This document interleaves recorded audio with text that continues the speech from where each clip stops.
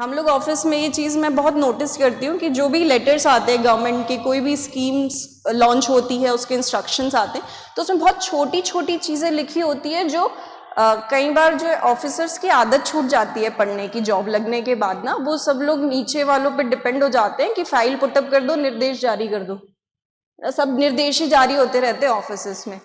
पर उसको पढ़ के उसके बारीक जो पॉइंट्स हैं उसको पॉइंट आउट करके स्ट्रैटेजी बनानी होती है। जो डिस्ट्रिक्ट कलेक्टर या जो ऑफिसर्स अच्छी स्ट्रैटेजी उसको बारीकी से पढ़ के बना लेते हैं ना, वहाँ बहुत अच्छे से एग्जीक्यूट होती है स्कीम।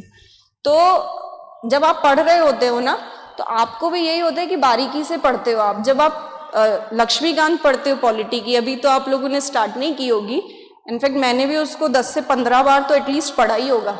मैं अभी भी पढ़ूंगी ना तो मुझे उसमें कुछ एक नई चीज निकल के आएगी, ओ शिट ये तो लास्ट 15 टाइम जब पढ़ा था ये चीज तो दिखी ही नहीं थी। तो ऐसा होता है। तो आप किस तरह से पढ़ते हो ना, ये बहुत इंपॉर्टेंट है। और जब आप क्वेश्चन सॉल्व करोगे ना तब आपकी रीडिंग हैबिट इंप्रूव होगी। आपने एक टॉपिक पढ़ा, मान लीजिए आप पॉलिटी का पहला चैप्टर पढ़ रहे हो, उसके बाद आपने उस चैप्टर के क्वेश्चन लगाए, ऑब्जेक्टिव लगाए, तो फिर आपको पता चलेगा अच्छा मुझे किस किस चीज पे फोकस करना था, इसमें से यहाँ से भी क्वेश्चन बना, यहाँ से भी क्वेश्चन बना।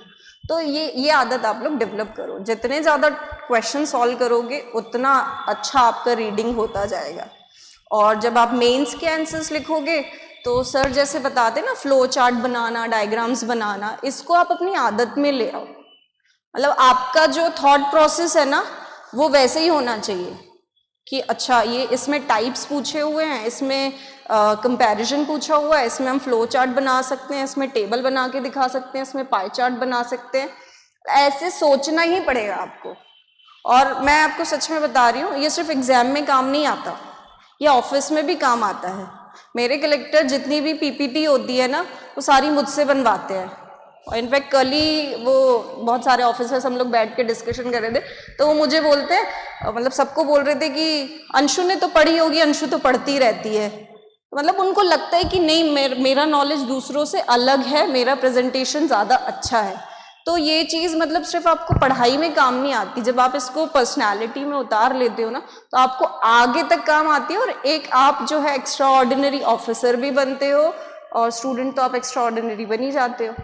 तो सिर्फ यहाँ तक लिमिटेड नहीं होगी ये चीज़ें, या आपकी पर्सनालिटी को ग्रूम करती हैं ये सब चीज़ें। आप कैसे सोचते हो, कैसे भीड़ से अलग हो, है ना।